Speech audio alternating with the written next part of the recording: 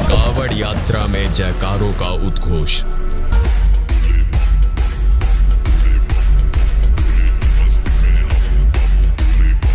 बम बम के नारों से उमड़ता ये जोश।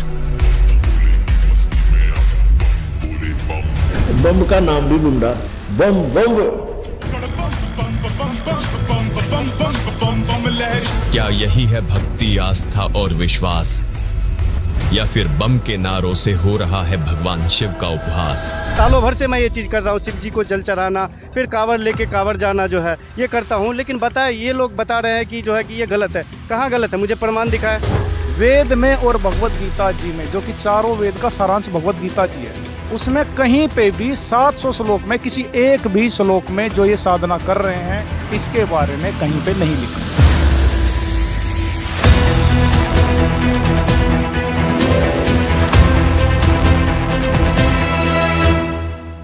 ये जो बताते हैं कि मतलब जो शिव जी को जो कांवड़ लेके जाते हैं, फिर जल चढ़ाते हैं, फिर व्रत करने के लिए बोलते हैं, ये बोलते ये गलत है। तो बताइए कहाँ प्रमाण लिखा हुआ है कि ये गलत है, शिव जी को जा करके जल चढ़ाना? अच्छा, आपका कहने का मतलब है सनातनी पूजाओं को मना करते हैं। तो ये बताइए कि ये कहाँ दिखाया गया प्रमाण कि ये करना गलत है? तो हमें बताइए, शिव जी को जल चढ़ाना या व्रत करना, जो मतलब सालों भर से मैं ये चीज़ कर रहा हूँ, शिव जी को जल चढ़ाना, फिर कांवड़ लेके कांवड़ जाना जो है ये करता हूँ। लेकिन बताए ये लोग बता रहे हैं कि जो है कि ये गलत है। कहाँ गलत है, मुझे प्रमाण दिखाए। बहुत ही अच्छा इन्होंने प्रश्न किया है कि संत, आपसे मैं इनका उत्तर जानना चाहूंगा कि ये कह रहे हैं कि संत रामपाल जी महाराज जी कावड़ लाने को, शिवलिंग पर जल चढ़ाने को, व्रत उपवास करने को मना करते हैं। आखिर ये सनातनी पूजाओं को मना करने का क्या कारण है? देखिए, मेरे बड़े भाई ने बहुत ही अच्छा क्वेश्चन पूछा है कावड़ यात्रा के बारे में।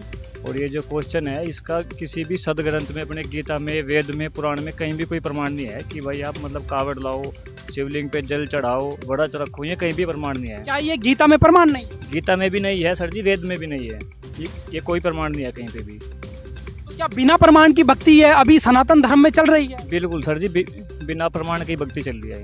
अच्छा, आप क्या कहना चाहोगे? जी देखिए, ये जो साधना कर रहे हैं, आज भगवत गीता जी प्रथम है। हिंदू धर्म के जितने भी अनुयायी हैं या जितने भी हैं वो सबों के लिए मान्य है भगवत गीता जी। उसमें 18 अध्याय 700 श्लोक लिखे गए हैं।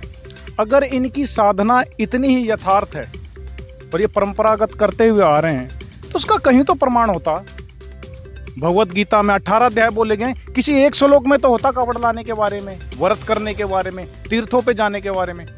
वेद में और भगवत गीता जी में, जो कि चारों वेद का सारांश भगवत गीता जी है, उसमें कहीं पे भी 700 श्लोक में किसी एक भी श्लोक में जो ये साधना कर रहे हैं इसके बारे में कहीं पे नहीं लिखा। इससे पता चलता है कि ये शास्त्र अनुकूल साधना नहीं है। अगर शास्त्र अनुकूल साधना नहीं है तो इसका प्रमाण भी कहीं गीता में होगा, किसी श्लोक में या किसी मंत्र में? जी बिल्कुल, गीता के अध्याय 16 के श्लोक नंबर 23 और 24 में लिखा गया है कि उसमें भगवान अर्जुन को कह रहे हैं कि आपके लिए क्या भक्ति कर्म करने योग्य है और क्या नहीं करने योग्य है, इसके लिए ये शास्त्र ही प्रमाण है। शास्त्र हमारी भगवत गीता जी है, जो चारों वेद का सारांश है। दर्शकों, सवाल बड़ा ही रोचक है। क्या करोड़ों शिव भक्त जो कावड़ लेकर आते हैं, शिवलिंग पर जल चढ़ाते हैं, वो गलत है? संत रामपाल जी महाराज का और उनके शिष्यों का कहना है कि ये मनमानी साधना है जिसका शास्त्रों में कोई प्रमाण नहीं है।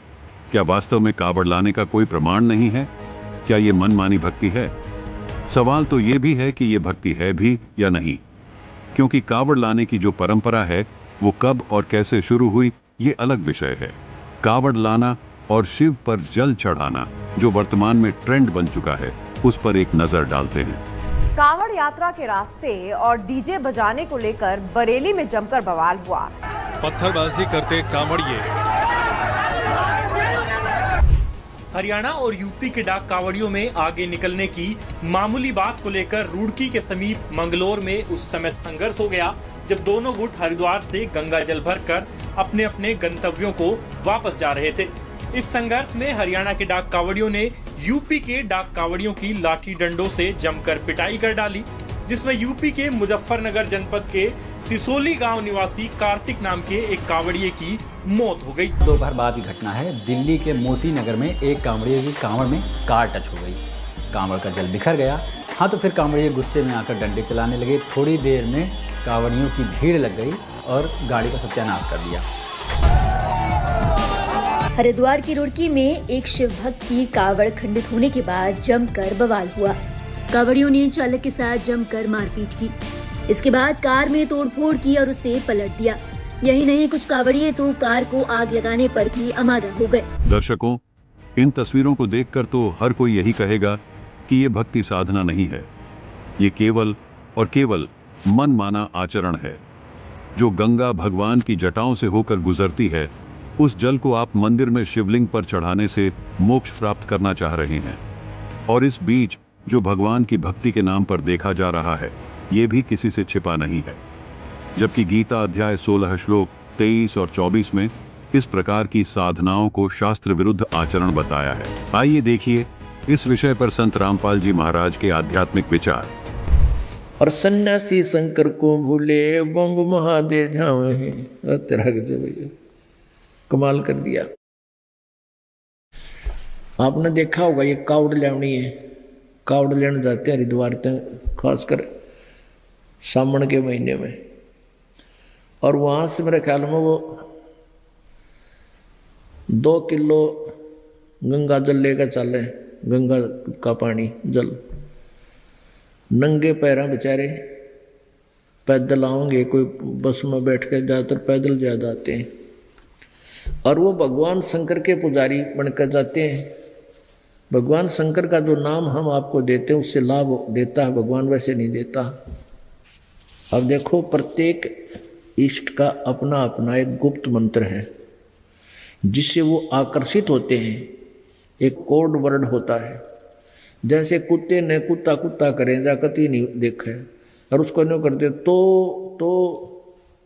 तुरंत देखता है। ऐसे ही प्रत्येक पशु के अलग अलग कोड वर्ड होते हैं। तो ऐसे ही इन भगवानों के भी ये कोड वर्ड हैं, जो विशेष मंत्र हैं जिनसे ये तुरंत आकर्षित होते हैं। वो मंत्र यथार्थ मंत्र हैं जो हम आपको देते हैं। तो वो क्या करते आते हैं, वहाँ से लेकर सावन के महीने में सूक्ष्म वेद में लिखा है कि सावन के महीने में तो शहर को भी नहीं जाना चाहिए सुबह सुबह किसी टाइम भी। यानी जितना हो सके कम से कम सफ़र करें सावन के महीने में, क्योंकि सावन के महीने में इतने जीव जंतु सूक्ष्म उत्पन्न हो जाते हैं, कदम रखते ही कई कई मरते हैं। और उस सावन के महीने में यू कार ने नया काम शुरू करवा दिया कि वहाँ से पैदल चलो गंगा से हरिद्वार से और अपने अपने घर तक आओ। तो उसमें कितने जीवन के पैरा तलम रहे हैं वो सारे उनके बैंक अकाउंट में लिख दिए जाते हैं पाप में। और पैया गंगा जल लेकर आम वो बता भगवान शिव जी का उस गंगा जल का भूखा है और नाम लेते नहीं भगवान का, बम बम महादेव भी ना कहते हुए बम बम बम बम। अब उन कोई नो कहनी है बम का नाम भी बुंडा, और वो मानने इसने मंत्र तत्काल में हमारे को सारे ये उल्टे पाठ पढ़वा रखे हैं। और एक दूसरे ने कहेंगे ओ बोले चाल आगे ने, और बेबेर ने कहेंगे बोली चाल आगे। इन नो नहीं बेरा तुम क्या संज्ञा दे रहे हो निकम्यो, आप बोला बन रहे बेबेर बोली बना रहा। तो इसे हम कति ऐसे हो गए भक्ति में, कति -0 में पहुंच गए। अब इस -0 से ऊपर उठाने के लिए इस दास को कितना संघर्ष करना पड़ रहा है, लेकिन ये सफल होगा। ये यथार्थ ज्ञान है और इसी से जीव का कल्याण हो सकता है। कक्कड़ भांग तमाकू पीवे बकरे काट तलावे हैं, सन्यासी शंकर को भूले बम्ब महादे ध्यावे हैं। यो भी बैदा है बैदे से भेद अलैदा, यो भी बैदा बैदा क्यों जाण्या, हम सतगुरु बैठे न्यू जाण्या। दर्शकों, संत रामपाल जी महाराज ने अपने सत्संग प्रवचनों से समझाया कि कावड़ लाना शास्त्र विरुद्ध मनमानी साधना है, जिसके करने से आपको मोक्ष प्राप्त नहीं हो सकता। संत रामपाल जी महाराज के शिष्यों ने हमारी आंखें खोल दी। संत रामपाल जी महाराज देवी देवताओं की भक्ति छुड़ाते नहीं, बल्कि वो तो मंत्र जाप देते हैं। आज हमें पता चला कि भगवत गीता में ओम तत्सत इति निर्देश मंत्र लिखा है, ये तो हमने कभी देखा ही नहीं। हमने तो लाल कपड़े में लपेट के अपने घर में गीता को रख रखा है और अगरबत्ती दे देते हैं, बस इतनी पूजा करते हैं सर। आज हमारी आंखें खोल दी संत रामपाल जी महाराज ने। हम भी इनके आश्रम में आएंगे और आगे विषय में विचार करेंगे, नाम दीक्षा भी लेंगे संत रामपाल जी महाराज से। आप क्या कहना चाहोगे सर? हम ये कहना चाहेंगे, हम देखो शिवरात्रि पर साल में 2 बार हम मंदिर जाते थे और मंदिर जाने के बाद पूजा पाठ करके हम घर पे आ जाते, लेकिन असली मंत्र तो संत रामपाल जी के अनुयायी करते हैं।